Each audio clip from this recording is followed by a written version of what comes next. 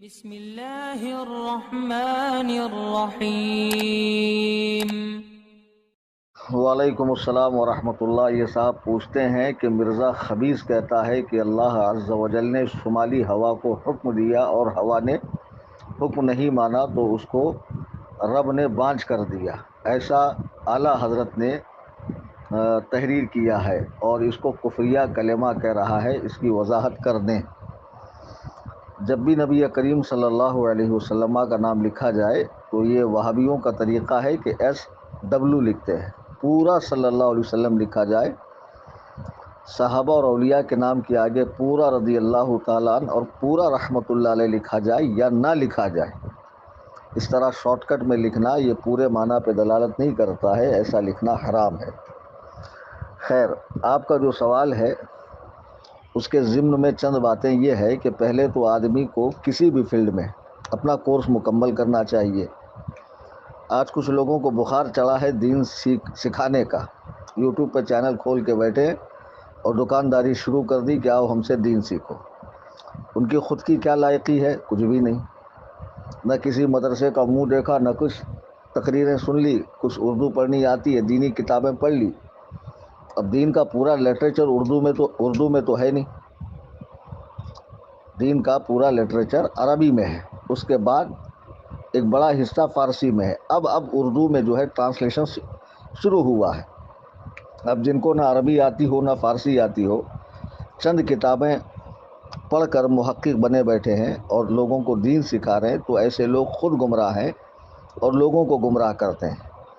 یہ مرزا جو چھوٹے سے کمرے میں چند لوگوں کے سامنے بڑی ہانکتا ہے اور انٹرنیٹ پر اس کے فالوورز کی بڑی تعداد ہے اور لوگوں کو کہتا ہے کسی کی سنو مت، تحقیق کرو، تو جو لوگ اس کی سن کر صحیح سمجھتے ہیں وہ تحقیق کہاں کر رہے ہیں؟ وہ تو خود اس کی بات کو سن کر دماغ پہ تالا لگا لیتے ہیں، لاک کر دیتے ہیں کہ اب یہی صحیح ہے۔ وہ بہت بڑا جاہل ہے جو اس نے اعلیٰ حضرت کو کافر لکھا، اعلیٰ حضرت کے جملے کو کفریہ کہا۔ اب ظاہر ہے جملہ کفریہ ہے تو متکلم کو بھی کافر ہی کہہ رہا ہے، وہ کہنے والے کو۔ اعلیٰ حضرت نے اپنی الملفوظ شریف میں یہ واقعہ نقل فرمایا ہے کہ غزوہ احزاب کے موقع پر جب کافروں نے مدینہ طیبہ کو تباہ و برباد کرنے کی نیت سے حملے کی پلاننگ بنائی تو اللہ تعالیٰ نے شمالی ہوا کو حکم دیا کہ کافروں کو نقصان پہنچا۔ تو شمالی ہوا نے کہا کہ میں ایک اصل عورت ہوں، آزاد عورت ہوں، اور اصل عورتیں رات کو نکلا نہیں کرتی ہیں، تو اللہ نے اسے بانجھ کر دیا، یعنی اس سے بارش نہیں ہوتی ہے۔ پھر اللہ نے سبا کو حکم دیا تو سبا نے کہا میں حاضر ہوں اطاعت کے لیے، اور اس نے کافروں کو برباد کرنا شروع کیا۔ تو وہ کہتا ہے کہ اعلیٰ حضرت کا ایسا کہنا کفریہ جملہ ہے اور یہ کسی کتاب میں نہیں ہے۔ اس جاہل مطلق، جہل مرکب، اخبث الناس اور مرزا ملعون کی کاپی کو چاہیے تھا کہ پہلے احادیث کی کتاب میں دیکھتا کہ یہ واقعہ کن کن کتابوں میں لکھا ہے۔ امام نووی رحمہ اللہ جنہوں نے صحیح مسلم کی شرح کی ہے، جن کو مرزا بھی مانتا ہے اور دنیا کے جتنے وہابڑے دیوبندی ہیں سب مانتے ہیں، انہوں نے جن کتابوں پر، تفسیر کی کتابوں پر اجماع نقل کیا ہے، ان ساری تفاسیر میں یہ واقعہ موجود ہے۔ جیسے آپ تفسیر خازن دیکھ لیں، تفسیر طبری دیکھ لیں، تفسیر امام ابن ابی حاتم الرازی جلد 9 صفحہ 3117 دیکھ لیں، تفسیر بغوی دیکھ لیں جلد 6 صفحہ 321، تفسیر در منصور جلد 6 صفحہ 573، اور خود غیر مقلدین کے ابا جو شیعہ تھے اور تقیہ کر کے سنی بن گئے تھے، قاضی شوکانی، ان کی کتاب تفسیر فتح القدیر جلد 4 صفحہ 339 پر بھی یہ روایت موجود ہے۔ تو اس گدھے نے اگر مطالعہ کیا ہوتا تو اپنی زبان کو اتنی دراز نہیں کرتا، کیونکہ وہ صرف اردو پڑھنا جانتا ہے، عربی اور فارسی اس کے بس کا روگ ہے نہیں، تو وہ سمجھ لیا کہ یہ واقعہ امام اہل سنت نے گڑھا ہے، تو کہہ دیا کہ جملہ کفریہ ہے اور معاذ اللہ اس کا متکلم کافر ہے۔ تو اس خبیث کو چاہیے تھا کہ پہلے اسلامی مطالعے کو وسعت دیتا اور اس کے بعد زبان کھولتا۔ اب اس کے علاوہ یہ احادیث کی کتابوں میں بسند صحیح نقل ہے، جیسے مسند امام بزار رحمہ اللہ میں عبداللہ ابن عباس سے یہ روایت ہے، جلد 11 صفحہ 39 کے اوپر۔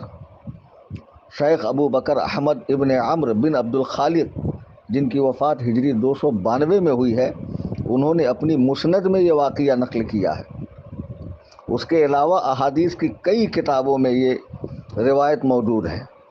امام حجر عسقلانی نے مختصر زوائد میں بھی اسے نقل کیا ہے۔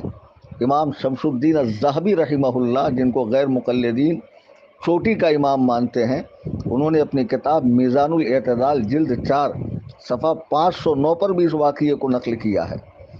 اس کو مدارج النبوہ میں حضرت شیخ عبدالحق محدث دہلوی نے بھی نقل کیا ہے۔ اس کو امام سیوطی رحمہ اللہ نے الخصائص الکبریٰ جلد 1 صفحہ 390 پہ بھی نقل کیا ہے۔ اس کے علاوہ بکثرت کتابوں میں یہ واقعہ موجود ہے۔ بکثرت کتابوں میں یہ واقعہ احادیث کی موجود ہے، تفاسیر میں بھی ہے، احادیث میں بھی ہے۔ اب مرزا ملعون اور اس کے چاہنے والوں سے کہو کہ تم نے جو اعلیٰ حضرت پر بغیر تحقیق کیے فتویٰ لگایا، ذرا ان مفسرین، ان محدثین، ان علماء ربانیین پہ بھی فتویٰ لگاؤ۔ اسی لیے کہا جاتا ہے کہ پہلے پڑھو بعد میں زبان کھولو، لیکن افسوس جس کو دیکھو وہی محترم ہو گیا، مدرسے بڑھ گئے علم کم ہو گیا۔ یہی زمانہ ہے کہ جب جاہل لوگ مسند پہ بیٹھے ہوئے بقراتی بگار رہے ہیں۔ اللہ تعالیٰ ان کے فتنے سے، ان کے شر سے امت مسلمہ کی حفاظت فرمائے۔